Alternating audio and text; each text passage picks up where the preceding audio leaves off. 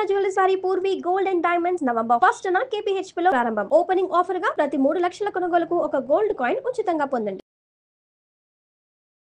నమస్తే రమగారు. నమస్తే జయ.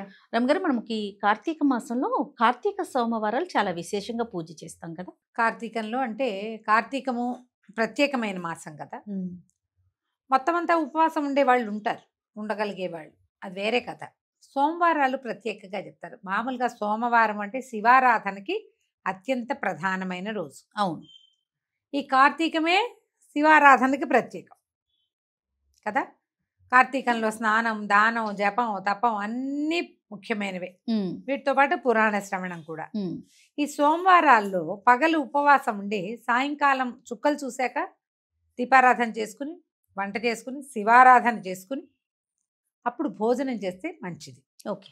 మామూలుగా శివారాధన ఉదయకాల అభిషేకంతో పాటు ప్రదోషకాల ఆరాధన చాలా విశేషమైనది. ప్రదోషకాలంలో పరమేశ్వరుడట తాండవం చేస్తాడు ప్రతి ప్రదోషంలోనూ.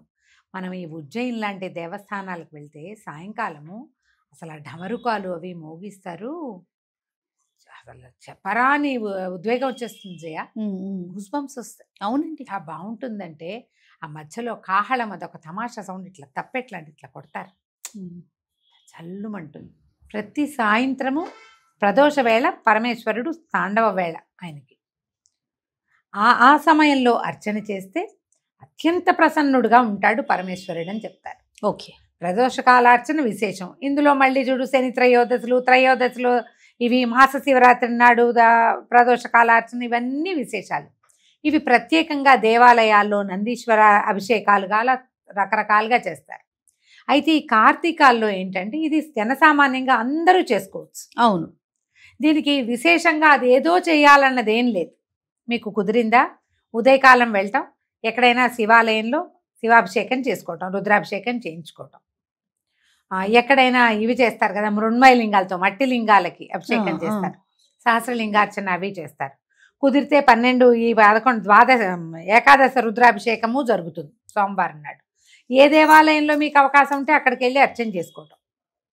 ఇంట్లో మీకే అవకాశం ఉండి ఇంట్లోనే శివలింగం ఉండి మీకు ఎవరైనా పెద్ద ఈయన వచ్చి అయ్యగారు వచ్చి చేసేది ఉంటే చక్కగా చేయించుకోవచ్చు. అది ప్రత్యేకమైన రోజులు కాబట్టి. ఓకే. లేదు మనకు అది లేదు ఇది లేదు, ఏం పర్వాలేదు, ఒట్టి ఓం నమ శివాయ దండం పెట్టుకోండి. పగలు ఉపవాసం ఉందాం. మీ ఇంట్లో ఒక చిన్న శివలింగం ఏదైనా ఉంటే 3 ఉద్ధరణలతోటి నమశివాయ చెప్పుకుంటూ వెయ్యండి. స్వామివారి మీదకి నీళ్ళు సమర్పించండి. మేము పాలు, పెరుగు, నెయ్యి, తేనె, పంచదార, టెంకాయ నీళ్ళు ఇవన్నీ నేను చేస్తాను.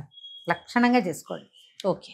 పర్వదినాలలో ఏంటంటే సాంగంగా చేయటం ఎంత అద్భుతమైన విషయమో చెయ్యటం అంత అద్భుతమైన విషయం. అసలు చేయటం మానేయకుండా మీకు అవకాశం ఉన్నంత ఆరాధన చేసుకోండి. పగలు ఉపవాసం, ఆహార స్వీకారం లేదు. దాంతోపాటుగా ఎక్కువగా మౌనాన్ని ఆశ్రయించండి. సోమవారాల్లో మనం ఇవాళ ఖాళీగా ఉపవాసం, వంట లేదు కదా అని బజార్ వెళ్ళటం, వంట లేదు కదా అని ఫ్రెండ్స్ ఇళ్ళకి వెళ్ళటం, ఇలాంటివి చేయకండి. ముచ్చట్లు, వినోదాలు ఉండకూడదు. విందులు ఎలాగూ లేవు, వినోదం వద్దు. వినోదం కాకుండా శివనామ స్మరణతోటి సమయం గడపండి. కాలం పొద్దుపుచ్చండి. మనకు నడవాలి కదా సాయంకాలం దాకా. అవును. శీతాకాలం వచ్చేసింది, 6 అయ్యేసరికి చీకటి పడి. అవును.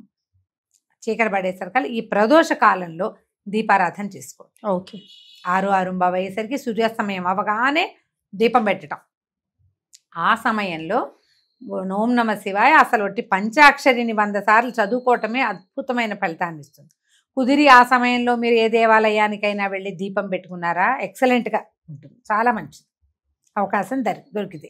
ఓకే. మీరు ఉద్యోగస్తులు, అది మీకు ఛాన్స్ లేదు, అవకాశం లేదు, నామస్మరణ చేసుకోండి. అమోఘంగా ఉంటుంది నామస్మరణ చేయటం.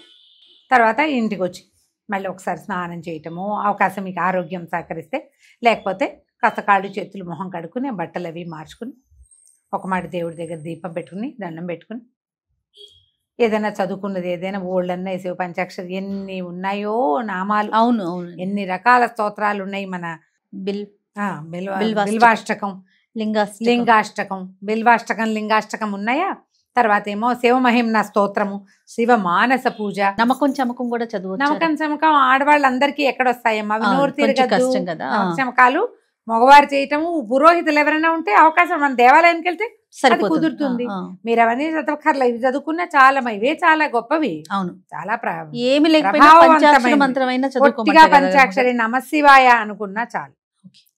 చేసి ఏదైనా చకచక వంట చేసుకుని ఆ చేసింది స్వామికి నివేదన చేసి దండం పెట్టుకుని ఆ ప్రసాదాన్ని భుజించండి.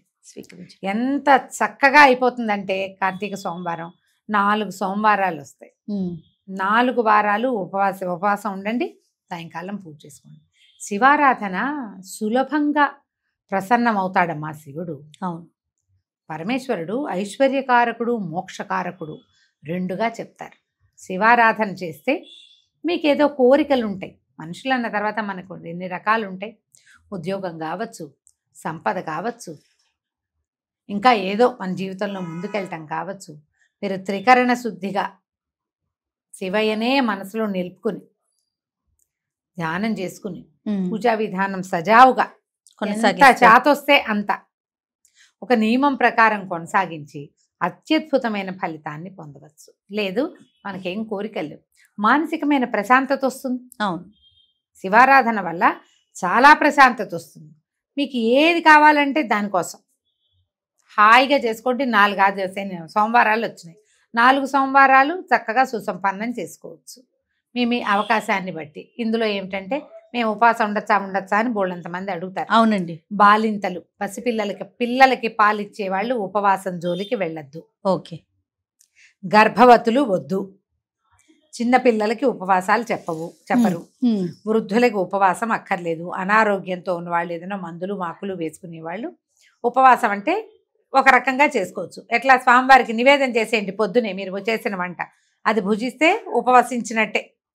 కాస్త కొంత నిశ్శబ్దం పాటిస్తూ కొంచెం శివనామస్మరణ చేసుకుంటే, గర్భవతులు కూడా 7 నెలలు వచ్చేదాకా నామస్మరణ, తర్వాత కూడా నామస్మరణ చేసుకోవచ్చు. అదేలేండి. కొంచెం దేవాలయ దర్శనాలకి వాటికి వద్దని చెప్తాం, కానీ ఇది కూడా ఉపవాసమే. స్వామివారికి నివేదన చేసిన పాలు, పళ్ళు, భోజనము, అన్నము వంట చేస్తాం. పొద్దున అదంతా చూపించి నివేదన తీసుకోండి. సాయంకాలం మళ్ళీ దీపారాధన చేసుకుని దండం పెట్టుకోండి. చక్కగా ఈ ఉపవాసం కుదురుతుంది. ఉపవసించడం అంటే అన్నం మానేయటం అనే అర్థం కాదు, భగవంతుని సమీపంలో ఉండటం. మనం ఈ ఉపవాసంతో అంటే భగవంతుని సమీప వసనంతో చక్కగా మనం సోమవారాలని సుసంపన్నం చేసుకోవచ్చు. మీ అవకాశాన్ని బట్టి చేసుకోండి. 4 కుదరలేదు, 1 వారం చేయండి కనీసం, మానేయకుండా చాలు. అలానే రమ్మగారు, నమస్తే. నమస్తే.